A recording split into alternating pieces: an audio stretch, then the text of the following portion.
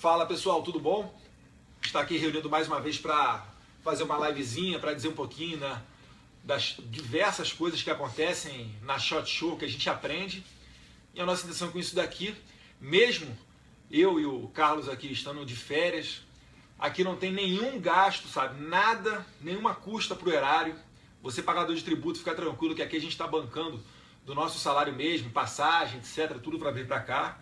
E falar um pouquinho do que tem acontecido na SHOT Show, que é a maior convenção, né? Não é feira porque não tem compra e venda de nada, mas a maior convenção sobre armas no mundo. O pessoal vem para cá para se reunir, para traçar as estratégias para os anos seguintes, assim, para todo 2017, na verdade, né? Enfim, e é uma excelente oportunidade para a gente aprender um pouquinho mais sobre a legislação americana, a cultura deles aqui, o que acontece aqui que a gente pode levar para o Brasil, o que o Brasil tem feito de errado, né? Então essa é a nossa intenção aqui. E eu começo falando ontem de uma curiosidade, que foi a seguinte: a gente estava andando tranquilamente, estava indo para algum stand de alguma fabricante, e eu vi lá um negócio $20, fui ver o que era, e foi engraçado, que era o seguinte: uma mulher estava segurando um cartaz e tinha lá, coloque aqui $20 e concorra a esse fuzil, um fuzil AR. Eu fui perguntar para ela melhor um pouquinho sobre sobre o que se tratava aquilo dali. E na verdade, esses $20 que você dá, ele vai para um fundo para ajudar, né, auxiliar crianças a começarem a praticar o tiro. A gente está falando de crianças ali nas fotos, deu para perceber que nem com 10 anos de idade tinham. Alguma coisa que seria extrema no Brasil, né? E aqui é totalmente corriqueira. Então, para mostrar um pouquinho como é que essa mentalidade, como é que funciona a mentalidade das armas aqui nos Estados Unidos, e lembrar para você que aqui nos Estados Unidos a taxa de homicídio, ela gira em torno, ou às vezes nem chega, né, a 4 homicídios para cada grupo de 100 mil habitantes. No Brasil, a gente está chegando a quase 30 esse ano. E a gente não vai nem falar da Venezuela, que tem a capital mais violenta do mundo. Caracas tem esse número em 120 homicídios para cada grupo de 100 mil habitantes. E um pouco mais adiante, eu vou pedir até a ajuda do Tony aqui para falar sobre o R-105. A gente passou por um stand que vendia Airsoft e fizemos um breve vídeo ali, né? Que o Airsoft hoje, meus caros, para quem não sabe o que é Airsoft, são aquelas armas que imitam as armas de verdade, mas que atiram bolinha. Isso daí é feito para lazer. Pessoas elas vão para campos de Airsoft para praticar, jogar lá um grupo contra o outro, e também é empregado em treinamento policial e treinamento militar, porque é barato. O Airsoft ele utiliza como munição uma bolinha de plástico, então é mais barato aquela munição dali do que um tiro real, né? Pólvora, projetil e etc. E a nossa crítica ao exército é que esse é um produto controlado. E às vezes as pessoas pensam, né, Tony, mas a arma é igualzinha de verdade, você vai para o Brasil e você vai poder roubar alguém com aquilo dali, etc. Beleza. Por que você nunca pegou a faca que está na tua casa aí e roubou alguém com a tua faca? Por que você vai ficar punindo esse pessoal que tem o Airsoft como lazer? Por que você vai punir eles com relação aos armamentos? Você acha mesmo, para você que mora, principalmente naquelas grandes cidades, né? O Rio tem muito disso, né? Fuzil, derruba helicóptero, etc. Você acha mesmo que proibindo o Airsoft você vai estar dificultando o acesso a armas do criminoso? Você acha que ele vai estar com mais dificuldade para conseguir roubar você? Porque ele é proibido de trazer Airsoft? Ou você acha que você só está punindo aquele infeliz seguidor da lei, como todos nós aqui, né, otários que seguimos a lei? Então para e reflita um pouquinho. E isso daí vai cair na mesma questão do calibre 5.56, que é o calibre do fuzil, né? O demônio, o Tony fica brincando, né? Que o vira-fusca, né? Você dá um tiro com 5.56 e vira fusca. Aqui nos Estados Unidos, você fala em 5.56, o pessoal dá risada, sabe? É arminha de caça-rato, é o Super 22, né? Então, para você ter um pouquinho da noção de como você é bombardeado com informação errada com relação a isso. E Tony, fala um pouquinho melhor pra gente aí com relação ao R-105, produto controlado. E sim, essa dificuldade toda que a gente tem é porque realmente o que me deixa triste é que isso daí a gente está falando que fica no âmbito do COLOG, né, do Exército Brasileiro. Já me encontrei algumas vezes com generais do COLOG. A minha ideia é que, de fato, eles se preocupam, mas tem um exacerbado de muita preocupação para barrar a criminalidade e acabam pecando nesse ponto, porque eles acabam não freando a criminalidade e só dificultando a vida do cidadão de bem. A gente já teve diversos papos com relação a isso, e eu acredito que a gente precisa sim pisar fora do politicamente correto, é cagar para direitos humanos, é deixar esse pessoal espernear. Eles vão falar de qualquer jeito mesmo, eles que se danem. E deixa o nosso pessoal brincar aí com airsoft, o nosso policial poder ficar melhor treinado fazendo esse tipo de treinamento. Então fala um pouquinho mais pra gente com relação a esse R-105. Cara, já fiz anotações. A história dele. Fiz até algumas anotações aqui porque o Eduardo colocou muitos pontos extremamente importantes e quero colocar alguns adendos. A taxa de homicídios norte-americana é cerca de 10 vezes menor que a brasileira, sendo que a brasileira é maquiada, né? Então ela é muito pior do que já se conhece, os 70 mil homicídios, né? Cerca de 70 mil. Mas, além disso, além da taxa de homicídios americana ser cerca de 10 vezes menor, Chicago e Washington, duas cidades por si só, praticamente dobram a taxa de homicídios norte-americana. Adivinhem o que? Duas cidades desarmamentistas. É muito difícil ter arma em Chicago e em Washington. Então apenas duas cidades dobram a taxa do país inteiro, mas mesmo com esse número dobrado, alto, ainda é cerca de 10 vezes menor que a brasileira, né? Então a gente tem muito que aprender mais uma vez com o americano, que tem cerca de 500 milhão de armas nas mãos do cidadão. Né? Quer falar alguma coisa? Não. Eu ia puxar depois para... O Ives está com a voz um pouquinho deteriorada, mas ele estava todo contente ontem, mostrando que o Ives, tá, gente, que é brasileiro, mas mora aqui nos Estados Unidos, para ele falar o porte de arma que ele está tirando. Depois você fala para gente. Depois ele vai falar. Bom, com relação ao R-105, ele é uma regulamentação comunista, né, da época de Getúlio Vargas, uma herança de uma era em que, ironicamente, o exército houve o regime militar brasileiro, mas foi mantido o R-105.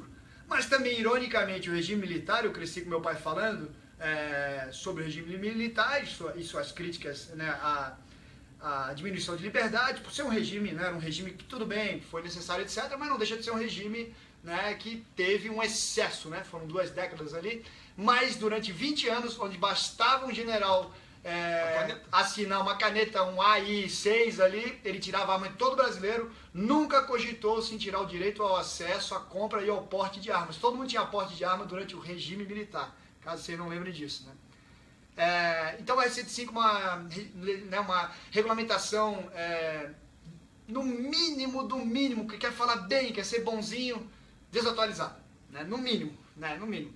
E essa questão, só para complementar a questão histórica, o R-105 ele veio depois da Revolução Constitucionalista de 1932 de São Paulo, quando a Força Pública de São Paulo, que era o nome da polícia militar naquele tempo, né, se rebelou contra os mandos ditatoriais de Getúlio Vargas, que governava o Brasil sem uma Constituição. Então depois disso é que veio essa regulamentação de calibre restrito, calibre permitido, a polícia militar ela não pode ter avião, não pode ter isso, não pode ter aquilo. Então na verdade o R-105 originalmente é com pensamento ditatorial. É um ditador querendo que os seus estados, que ninguém se rebele contra ele. Que ele tenha a maior força possível, concentrada nas Forças Armadas, e que ninguém um dia possa dar o golpe nele. Sim. Cara, antes de eu fazer a minha pauladinha de leve aqui, o Exército, o Comando do Exército, eu sou descendente de nobres figuras históricas, de guerreiros, né, militares, inclusive Duque de Caxias, né, sou descendente neto, bisneto, trisneto, toda a minha família de ascendência militar aí, gloriosos militares. Então eu não falo isso com um coração de brincalhão, eu falo com dor no coração quando eu critico o exército atual brasileiro, né? A vergonha que é o exército brasileiro. Vergonha porque é humilhado desde a FHC, né? 1994, quando a FHC se tornou presidente, ele, né, no primeiro ano dele, ele começou a fechar as portas do exército. Naquela época, apesar de ser jovem, eu já dizia, ao fim do segundo mandato desse presidente, eles vão fechar as portas do exército. Não fecharam, fizeram muito pior, deixaram abertos, mas humilhados, né? O exército não tem comida, não tem bala, não tem, todo mundo sabe como é que é isso aí. Ele acabou com os ministérios das 3 forças, né? Unificou o Ministério da Marinha, da Aeronáutica e do Exército no Ministério da Defesa e nunca colocou, ironicamente, ou por um motivo de deboche, né? Nunca colocou um ministro da Defesa, um militar. Então os militares, hoje em dia, eles estão subordinados sempre a um civil. É a mesma coisa que colocar eu, formado em Direito Policial, para administrar um hospital. Ou para ficar aí cagando regra sobre sei lá o quê. Como se eu fosse O Asis, o expert daquela área. Na verdade, né, Duda, é muito mais simples até. Na verdade, é você centralizar, né? Então, antes eram 3, né? Marinha, Exército. Agora você bota em um, coloca um amiguinho seu lá para fazer a sem vergonha que você quer fazer e por aí vai. Mas com relação ao Exército, seu comando, né? Meu pai sempre falou, não gostam de arma, né? Esse pessoal não gosta de arma. Eles não andam armado. Esse pessoal não gosta de arma, não anda armado. Ele não valoriza, na melhor das hipóteses, quando não agindo por vontade política, né? Por vontade de determinação política, né? Que hora veja você, nós temos o Exército que não é da República, nós temos a Polícia Federal que não é da República. Ela pertence ao governo. Ela atua, especialmente no setor de armas, o que o governo determina e não o que a República quer, né? Então, esse exército, ele não gosta de arma, começa por aí. Então, mesmo que ele seja bem intencionado, não seja, né, etc., o cara não tem apreço, ele não consegue entender como é que o atirador quer ter mais de uma arma. Um delegado federal, ele fala, pra que você quer outra, rapaz? Pra que eu vou autorizar outra arma? Já deu uma e olha, agradece que tem uma pra tua defesa, tá? É isso que todo Sinarme do Brasil inteiro fala, tá? Porque ele não consegue entender que pessoas valorizam a vida ou ao menos o esporte, atividade de lazer maravilhosa, né? Só modalidades olímpicas são mais de 10 de tiro, né? Ele não consegue entender que você precisa de várias armas, que você gosta de várias armas e que muitas pessoas gostam de olhar. Colecionismo, eles não dão nem tiro, né? Não, aquela... nem fala coleção, cara. Eles nem vão falar, que a coleção a gente toca um pouco mais pra frente ali. Deixa eu abrir um parênteses aqui rapidinho, por favor. Vai, meu eu vi o Bené Barbosa, ele tweetou, não acreditando, segundo a região militar, baixou uma portaria, uma instrução normativa, um decreto que seja, né? Mas uma norma, colocando ali um rol de armas para colecionador. Nesse rol de armas, meus caros, existem quantas armas? 10. 10 armas, não é tipo, não é gênero, são 10 armas que você pode colecionar. Tem lá uma meia dúzia de revólveres, mais uma INA, uma outra arma longa lá, uma espingarda de 1800 e não sei quanto. Sobre a tutela dele. Meu Deus do céu, é difícil explicar isso pra você, sabe? Uma piada sem graça. É chegar pra você, eu quero colecionar carro, beleza, você vai poder colecionar carro. Fusca, Brasília e Corcel. Eu quero um diplomata. Não, diplomata não pode. Puxa, quer dizer, não, na verdade... Os meus, né? Hã? Os meus Fuscas, as minhas Brasílias, os meus Corcel. Exatamente. Sim, Só são 3 tipos, são 3 carros. 3 unidades. 3 carros. É algo bizarro, É como se você chegasse, chega na Volkswagen, você quer comprar um carro e fala, beleza, mas por que você quer um carro? Porque eu quero ir trabalhar. E o cara chega, não, você mora perto do trabalho, dá pra você ir a pé, você não precisa de carro. Negada, compra o teu carro. É isso. É esse nível de coisa que a gente está falando. Pra você que não é do mundo das armas e tal, pra você entender um pouquinho do que a gente está falando aqui. A gravidade da ironia. Né? Isso é bizarro. E o exército, meus caros, pelo amor de Deus, a gente adora o exército, as forças armadas são imprescindíveis para a manutenção da lei, da ordem, etc. Mas eles têm uma legião de pessoas que querem segui-los, que gostariam de serem militares, que tem aquele espírito guerreiro. E o exército está conseguindo colocar justamente esse tipo de pessoa contra eles. Isso é bizarro, isso é absurdo. Entendeu? Que tenha a ordem ali do Ministério da Defesa, então que tenha coragem, que pise fora do politicamente correto para falar, não vou fazer isso. Eduardo, para você é mole, você é deputado federal, falar, o cara que está lá, que vai perder o cargo. Meu cara, o cara já é general. O que você quer? Você quer ter o seu salário, você quer ter a sua ascensão na carreira, tendo uma conduta não digna, para ser bem eufemista, né? Para ter uma conduta não digna, ou você quer prestar um serviço para o seu país? Porque se for para pensar em você próprio, meus caros, esquece essa porra de 2018. Vou ser deputado o resto da minha vida lá com meu pai, ou se eu não for reeleito, penso até baixo da PF, vou morar na Austrália como eu já poderia ter feito. Vou ser pedreiro aqui nos Estados Unidos, que eu vou ter uma vida melhor. Muito mais vou comprar a arma que eu quiser. Eu vou ter um carro pica e vou conseguir morar num lugar legal. Vou sair, não vou sair com o meu G-Shock, não. Vou comprar um relógio pica, tá? Pra sair na rua e sempre preocupado de ficar andando armado, ficar preocupado de alguém vir roubar. Porque no Brasil, eu paro no sinal, eu fico lá. Retrovisor esquerdo, do meio e direito. Retrovisor esquerdo, direito, no meio, olha pra frente no farol. Se um cara atravessa a rua e um outro cara fica no sinal, eu já ligo o sinal laranja. Eu falo, esse cara aí de repente tá indo roubar alguém e o outro ali é o que tá na retaguarda. E isso é bizarro. Desculpa te interromper, Tony, é que um assunto vai puxando o outro e a gente fica com raiva. Não, meu amigo, inclusive... não só você, né, como teu pai, o grande Carlos aqui, Carlão, são admirados por isso, né? Por serem pessoas abnegadas numa área que não havia mais esperança. Minha família é historicamente apolítica, né? Apartidária, como declarou o Duque de Caxias no primeiro momento que tentaram, né, os liberais conservadores se aproveitar da imagem dele de herói nacional, Duque de Caxias a quem descendo. No seu primeiro pronunciamento ele falou: minha espada não tem partidos, né? Então é disso que eu descendo, né? Eu nunca tive nenhum tipo de pretensão e nem filiação, muito menos apreço à política partidária, e é isso que vocês representam, seres abnegados numa ilha de sem vergonhice. Bom, com relação ao Airsoft, o Airsoft, como o Eduardo explicou, é aquela arma que atira, ele normalmente elétrica, atira aquela bolinha e as pessoas usam, na maioria absoluta das vezes, para brincadeiras, né, treinamentos, simulações de situação de guerra, como a gente brincava de polícia e ladrão, todo mundo que era moleque.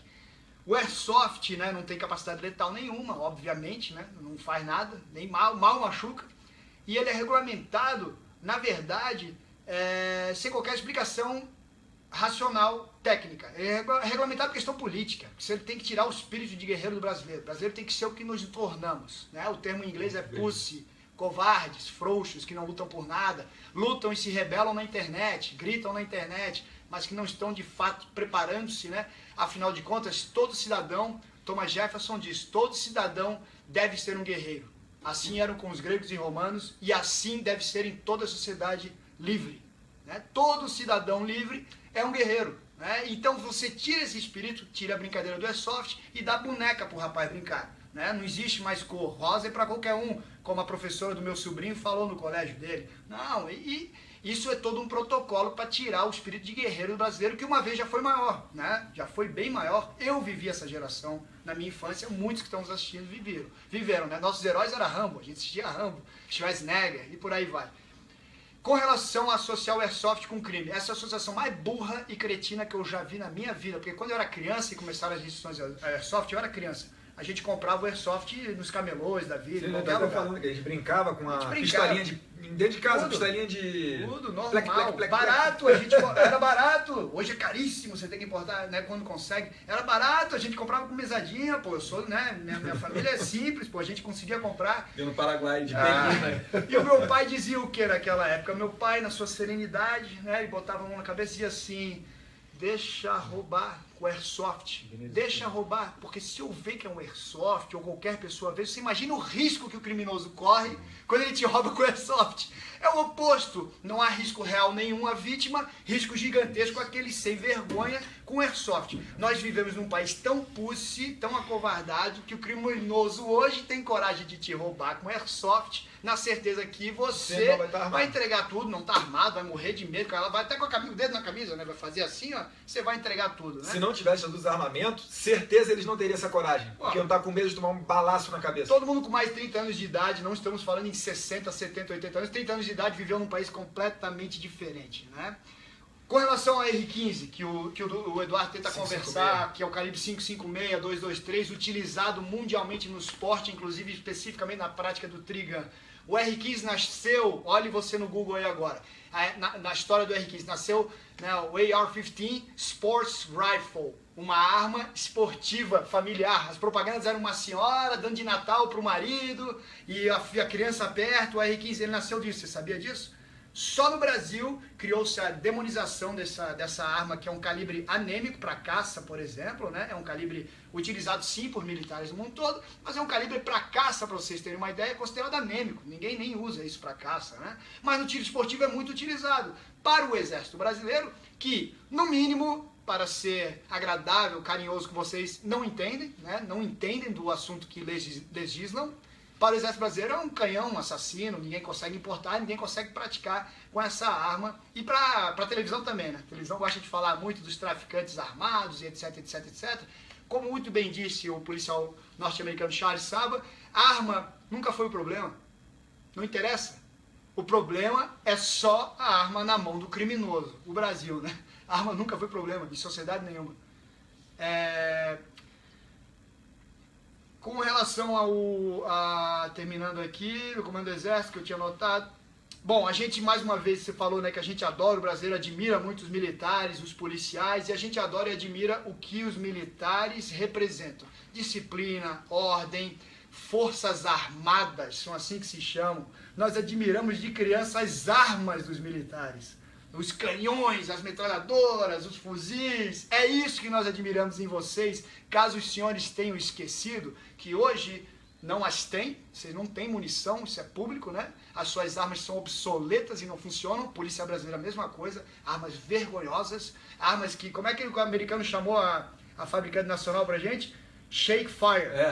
Shake Fire. Armas que sacode e atiram sozinha, é conhecida aqui nos Estados Unidos. Os caras riem quando a gente fala dessa fabricante aí, que todo mundo sabe qual é. Shake Fire. O pior é que os caras riem e a gente não pode contra-argumentar, porque eles têm razão. Eles sacaneiam a gente com razão. Ah, aquelas armas lá da tal, você faz assim e atira? Essas aí é que a gente tem acesso. Shake Fire. Então, meus irmãos, essa parte aí que o Eduardo, a gente discute bastante, a gente conversa muito, ele buscou todos os meios intelectuais, racionais e técnicos de uma conversa produtiva com as Forças Armadas, especialmente o Exército, que regulamenta o R-105, mas eu falei pra ele, meu irmão, eu vivo isso minha vida toda, meu irmão. Isso é meu dia a dia. Nunca melhorou, só piora. Argumento que você quiser, conversa na linha técnica, racional que você quiser, só piora.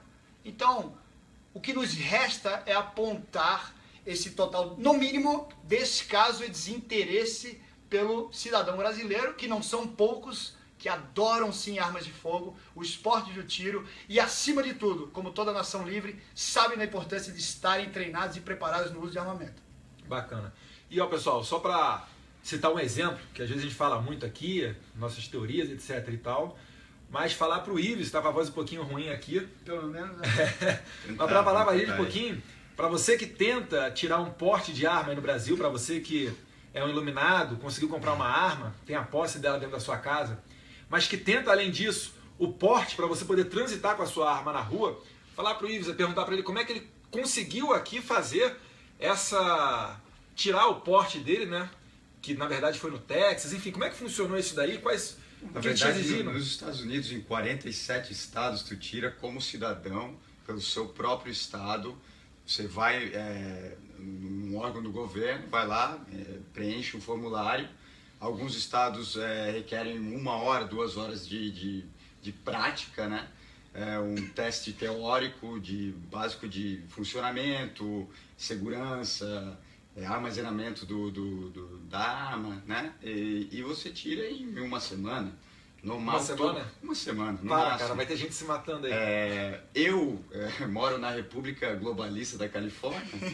É um pouco diferente. A Califórnia, como o Tony está falando, Washington, Nova York, Chicago, são áreas dos Estados Unidos muito controladas e complicadas que são áreas que falam que shall not issue, que são áreas que não dão acesso ao porte de armas até por...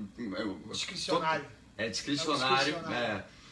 Política esquerdista, né? São igual no Brasil. Regiões liberais. E no estado inteiro da Califórnia, para ter ideia, são só 2 condados que dão o porte de arma, que é o condado de Ventura, que é do lado do condado de Los Angeles, e o condado de Kern, que é onde está Bakersfield, que é uma área bem republicana da Califórnia. Mas a Califórnia em si, como estado, é um shall not issue state. Então, o que acontece? Estados que são pró segunda emenda, que acreditam nesse direito cidadão, como o Texas, por exemplo. Eu tenho vínculo com o Texas, mas isso não importa nada. Você, como cidadão, como morador de Nova York, de Manhattan, você pode, no Texas, aplicar para uma licença de porte como não residente. E é um processo um pouquinho mais longo, envolve um background check, não sei como é que é. Antecedentes criminais mais cuidadosos. Afinal de contas, você não é residente daquele estado. Isso, porque eles não têm todo o teu histórico lá, só isso. Mas em 6 semanas eles te garantem que se você passou o teste teórico, 1 mês e meio você recebe a sua carteira, né, o CCW, que fala que é o Concealed Carry Permit. É o porte de arma. E você pode, em 47 estados, portar a arma normalmente, onde você quiser. Claro que eu porto nos 50 estados, para mim isso não faz diferença, mas pode vir aí a complicar, né, se é um governo esquerdista, Califórnia e tal. Mas nos Estados Unidos é uma coisa completamente normal. O mais irônico, desculpa eu te fazer um adendo, Ives, mas é que nós temos um amigo comum que é o André, que mora em Oklahoma, e ele tem visto de estudante. Escutem bem quem está aí, visto de estudante. Ele é um cidadão brasileiro apenas, com visto de estudante. Está estudando, mora com a família toda há 2 anos em Oklahoma, no estado de Oklahoma.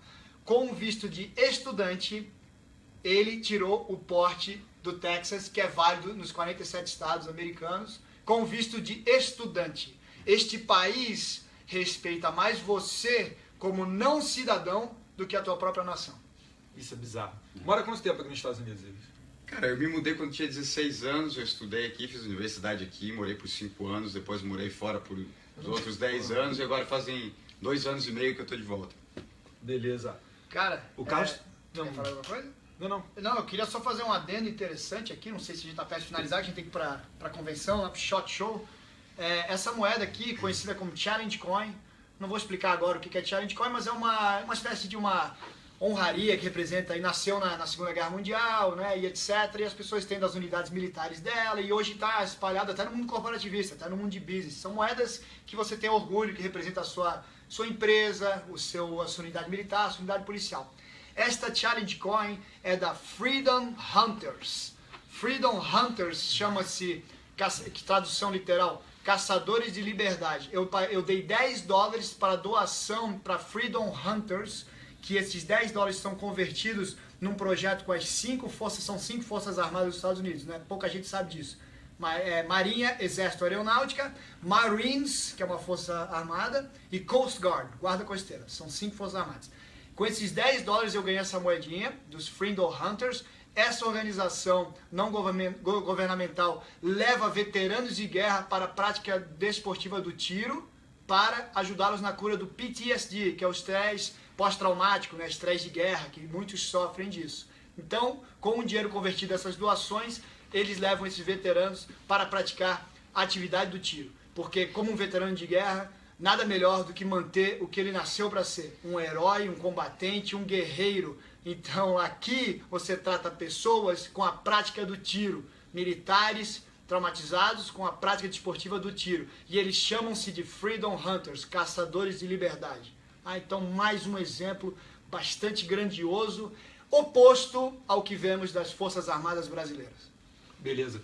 Tony, antes de passar aqui para o Carlos para ele dar a testemunho dele ali sobre as bolsas que a gente viu com o Coldre ontem, que é mais um aspecto que gira a economia aqui também, e às vezes o pessoal pensa em economia de armas só na fabricação de armas e munições. Eu queria só ler aqui uma parte dessa portaria da 2ª Região Militar, que está fazendo algumas restrições, está trazendo novidades, principalmente para a área de colecionador. É um parágrafo só. Considerando-se as prerrogativas no exercício do poder de polícia administrativa, bem como a discricionariedade do comandante da 2ª Região Militar, no intuito de fazer prevalecer o interesse do coletivo sobre o individual, parou por aqui. Meus caros, um Estado forte faz um indivíduo fraco. Um indivíduo forte é que vai fazer com que o Estado seja forte. O que eu quero dizer é o seguinte, isso aqui, a gente está abrindo mão da nossa liberdade individual para que o Estado nos doutrine, entrando mais uma vez na sua casa com uma mentalidade dessa, né, dita a verdade esquerdista e não liberal, para regular alguma atividade que é sua. O que a gente defende? A gente defende que tem que haver uma esfera de inviolabilidade.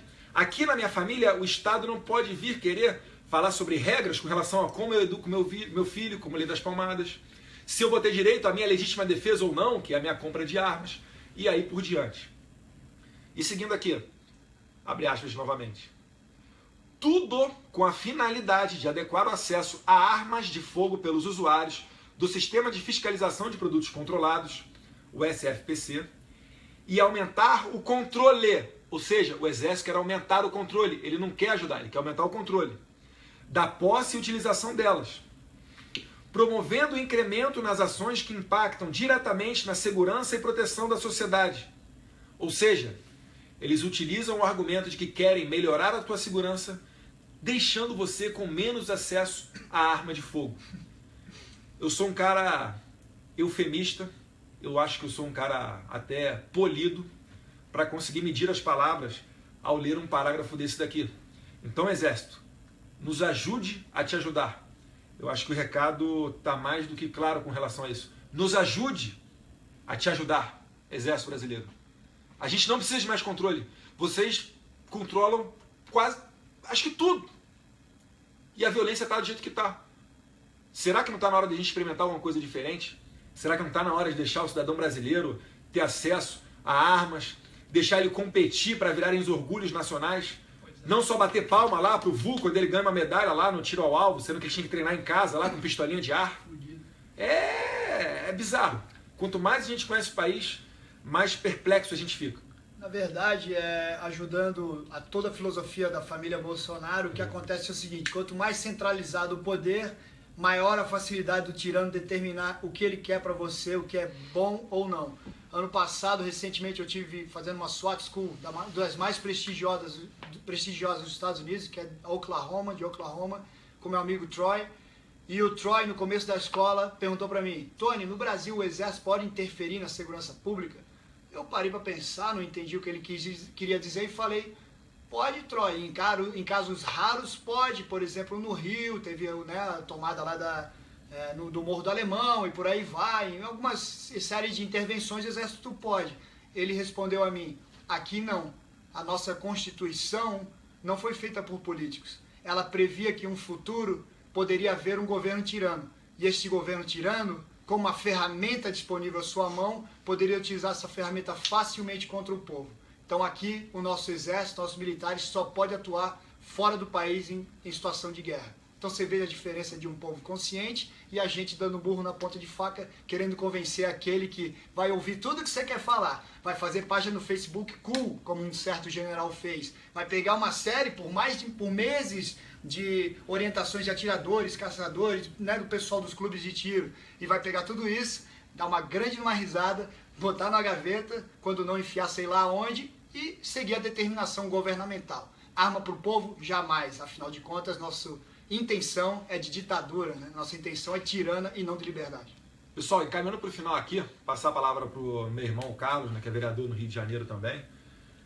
Falar para ele um pouquinho que ontem que chamou a atenção dele, a gente parou, fez até um vídeo, foi num stand que tinha lá uma mulher segurando uma bolsa, uma figura, né, em tamanho real, e a gente não entendeu muito bem, chegou para olhar, e aí, na verdade, era uma coleção de bolsas com coldre interno, voltado para o público feminino, né, que a mulher, devido à vestimenta que ela usa, às vezes ela não pode colocar, que nem nós homens, um coldre interno aqui do cinto, né? Fica ruim para ela, às vezes está com vestido.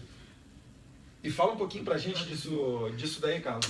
Não, antes de mais nada, eu queria agradecer de novo ao Benê Barbosa aí, que foi ele que mandou esse parágrafo que eu li aqui, eu estava lendo no Twitter dele. Ele estava aqui, ele direcionou pra gente, como sempre, disposto a somar, ajudar, como ele sempre se propôs, e mais uma vez uma forcinha pra gente expor aí a vocês o que está acontecendo aí. Obrigado, Benê, obrigado mais uma vez aí. Não, fora o que esses caras já falaram aqui, essa avalanche de informações aí, técnicas e de conhecimentos gerais, e somar mais um pouquinho, dizer que quando a gente fala em feira de armamento, não é feira, né? Convenção, porque não trata-se de uma feira, mas uma maneira de você fazer trades internacionais e nacionais aqui, não só trades de trabalho, mas também de informações. O fato interessante aí que a gente marcou no finalzinho da feira, que a gente estava vendo, né? Uma senhorinha sentada na mesa e trabalhando para a divulgação ali da possibilidade de venda de bolsas femininas com coldre especializado aí para a mulherada que quiser utilizar a arma de fogo, né? É só um fato interessante. Não, pode botar aí, Dinho. Só um fato interessante que a gente vê as derivações que acontecem dentro desse meio, em que não só a federação, mas também os estados, os municípios podem sempre estar lucrando de uma maneira responsável, é claro, com todas essas possibilidades, com feitura de canivetes, camisetas, enfim, algo fantástico e extraordinário que a gente tem sim e deve copiar. Então a gente, daqui a pouquinho aqui, vamos para o nosso terceiro dia de caminhada na feira. A gente fica aí, a gente estava falando ontem, foram mais de 6 horas de caminhada ali por dia. O couro dói um pouquinho, mas é bacana que no final do dia a gente senta aqui, troca ideia, bate papo. filtra as informações para tentar passar para vocês o que está acontecendo aqui, que a gente possa levar um pouquinho para vocês. E espero que a gente esteja aqui ajudando mais uma vez. E vamos de novo hoje lá para a feira. Amanhã é o último dia, hoje é mais um deles. Vamos lá aprender, cheio de vontade, pessoal. Tivemos um convite ilustre agora aqui do coronel Lee Van Arsdale, que é um coronel agora já aposentado do exército americano, que foi o coronel comandante das tropas do exército na operação de Mogadishu. Black Hawk Down. Black Hawk Down. Todo mundo viu o filme aí, Falcão Negro em Perigo, Black Hawk Down. Então o comandante agora convidou a gente para parar lá, então vamos bater um papo com eles e depois passar para o pessoal, que vai ser interessante. Porra, bacana demais. Pra você ver o nível de conhecimento que a gente tem aqui, bate-papo com o pessoal da NRA, veterano de guerra, pô, até mesmo o Royce Grace também. Nosso Enfim, irmão, né? a gente tem aqui um leque de opções para abrir a cabeça, para colocar na nossa bagagem, voltar para o Brasil e ficar dando murro em ponta de faca. E, só para complementar aqui o que o Carlos estava falando com relação a bolsas, ele, na verdade, não falou, né? Quando eu cheguei na senhora desse stand aí das bolsas, né? Que eu cheguei para ela, o que é isso daqui, não sei o que, olha só, uma bolsa com couro dentro.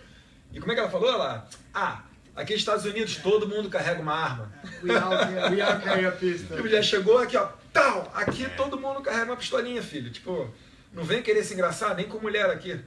Só o público feminino norte-americano, só o público de mulheres compra mais armas por ano que há de armas legais totais no Brasil.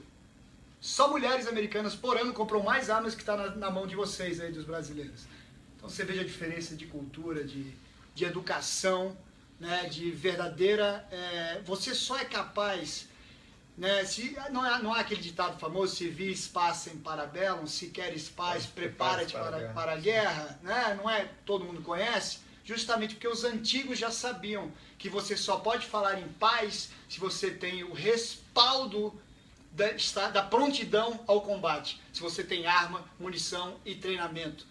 Ironicamente, os maiores guerreiros, né, que têm arma, munição, os atiradores, essas pessoas são as mais tranquilas e calmas, as pessoas que você nunca vê envolvido em problema nenhum, em nenhum tipo de nem discussão praticamente, né? Porque os guerreiros da paz. Mas você só é guerreiro se você está preparado para a guerra. Todo o resto é loucura, todo o resto é jogar pomba, a botar cartaz de paz, abraçar praia, cruz madeira na areia. Isso aí é balela que só faz você se sentir bem com a sua insignificância amoral, né? Porque você nem sabe o que você está fazendo, é só uma coisa de passear e se sentir bem.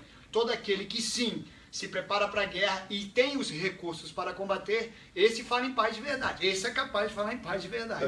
Deixa eu puxar o gancho para o final aqui, aproveitar que a gente está num momento descontraído. Últimos 2 minutos aí, pessoal, para aproveitar que o Ives mora aqui nos Estados Unidos tem um tempo, para ele rir um pouquinho, né? O Tony também, ele já sabe. Mas falar para o Carlos aqui, para ele falar um vídeo interessante que a gente fez ontem, em frente à Benchmade, né? Que faz canivete. Apesar da feira aqui, da convenção ser com relação às armas, também tem um espaço ali de facas, etc. Tudo, né? E a gente fez um vídeo interessante, pedi para o Carlos falar um pouquinho o que é no Rio de Janeiro o Estatuto do Desfaqueamento, que foi aprovado ano passado, Eu vou me distrair com nessa- voto vencido do deputado estadual Flávio Bolsonaro, né? Mas explica pra gente aí, porque a internet é um instrumento maravilhoso e tem acesso para o mundo inteiro, o que é o Estatuto do Desfaqueamento do Rio de Janeiro? Você que está nos assistindo, se quiser, pega uma pipoca agora, senta, que vai ser um programa agora melhor do que Zorra Total, Trapalhões, qualquer coisa. É inacreditável o que eu vou citar aqui agora. Vou tentar resumir para vocês em cerca de 2 minutos, passar a experiência para vocês aqui. Mais ou menos o seguinte: a Assembleia Legislativa do Estado do Rio de Janeiro, ela votou a proibição de se circularem Lâminas, né? com lâminas superiores a 10 centímetros ou objetos que sejam pontiagudos no Estado do Rio de Janeiro. Ou seja... Eu vou tomar uma água, tchau, água. Não, continua falando aí, eu vou tomar uma água. Sério? Então ela votou, aprovou, foram 60 votos, se não me engano, a 3. O meu irmão, o Flávio Bolsonaro, foi um dos que votaram contrariamente, porque ele entende tudo que a gente está colocando aqui também da mesma maneira que nós entendemos. Então, um fato curioso, você aí que for fazer um churrasquinho na casa do amigo aí, cuidado aí, porque a legislação diz que o seu direito está garantido. Por quê? O bom senso da autoridade irá julgar se você é churrasqueiro ou não ao fazer aí essa iguaria na casa dos amigos aí, tá? Não é tão simples assim. Pessoal, você que é muito precavido, seguidor da lei, Se você for no casamento presentear os noivos com faqueiro, também, vai lá na PF, passa antes na PF, lá abaixo na porta. Então, onde é que eu imito aí a guia de trânsito aí para levar as facas pro casamento, mais uma sabe? vez, né? O que a gente tira disso tudo, né, cara? Essa piada que a gente brinca, sacaneia, lógico, a gente tem que levar para esse lado, porque senão a gente acaba pirando de vez em quando. Não são os objetos que fazem mal, são as pessoas que fazem mal, é a índole das pessoas, o caráter da pessoa que acaba gerando algum dano para a sociedade e principalmente a impunidade.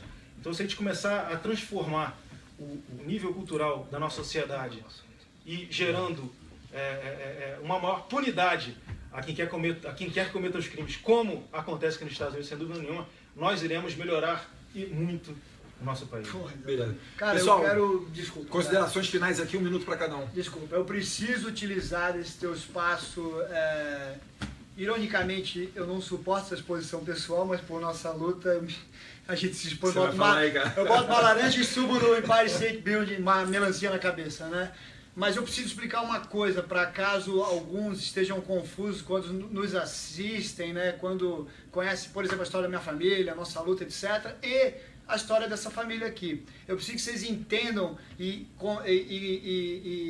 tenham o discernimento do que é a luta dos abnegados e do que é uma luta de interesses, tá? Isso é muito importante, porque eu tenho sofrido algumas decepções duras, que são justamente do lado dos irmãos, né? Entre aspas. Recentemente sofri uma decepção aí de 2 grandes membros aí de páginas bem fortes aí da área armamentista, né? Da nossa área aí no Brasil. E eles sequer, creio eu, porque me procuram até hoje, entendem o que fizeram. Então eles precisam conhecer as diferenças de tipos de pessoas. O deputado federal que pode ficar na teta tranquilinho, ou muito antes disso, como não é um policial federal, afinal de contas ele é honesto, a vida dele era bem melhor, possivelmente como policial federal, né? Ou morando na própria Austrália, como ele comentou, o grande fera Carluxo e alguns pigaretes aí. Não, voltou? Turma? Bom, esse pessoal ele tem uma confusão, né? Então ontem o Eduardo estava comigo, esse grande irmão estava comigo, ele viu um depoimento de um rapaz que eu vi crescer literalmente no esporte do tiro. E esse rapaz falou assim, ó, essa fabricante aí, pô, que porcaria, né, cara, não sou muito de essa bosta, blá, blá, blá. Mas também, e ele é um grande atleta do tiro, mas também se estivesse me patrocinando, vira a melhor do mundo, é a melhor empresa do mundo. Ele falou isso. Eu olhei pra ele, eu e o Eduardo não entendemos, porque uma pessoa de caráter... de criticar, cara? A pessoa de caráter bom não consegue entender, tem uma dificuldade. A gente parou, voltou na... Vem cá, deu uma perguntada, não, mas vem cá, repete como é que é o negócio aí, cara. Dele, não, né, tô falando, né, cara, é uma porcaria de arma, mas ó, tô só esperando esse patrocínio aí. Se me patrocinar, meu amigo, vira a melhor do mundo. Saiba você que esses não são dos nossos. E eu vou morrer defendendo os nossos princípios, que são do coletivo e jamais do pessoal. Porque foi assim na família que eu cresci, foi isso que eu vi a vida inteira meu pai fazer, e é só o que eu sei fazer. É essa identificação que eu tenho por essa família e também, por que não, essa enorme admiração. Então, parabéns a vocês, meus irmãos. Valeu, tá? Pessoal, caminhando para o final aqui, chegou a notícia aqui de um suposto falecimento de um ministro, né, num acidente aéreo. A gente está pegando informações, conforme for a gente vai fazer um vídeo soltando aí o que quer que seja, mas como a gente está nos Estados Unidos e na internet as pessoas falam o que bem quiserem, a gente precisa antes confirmar as informações. Estão falando aí do ministro Orizabasco que ter morrido num acidente aéreo. Não sei se é verdade, não sei se é mentira, mas com certeza é um assunto que impacta o Brasil inteiro. Um abraço, pessoal, a gente vai lá para a SHOT Show agora e amanhã a gente volta com uma outra live. Fica com Deus.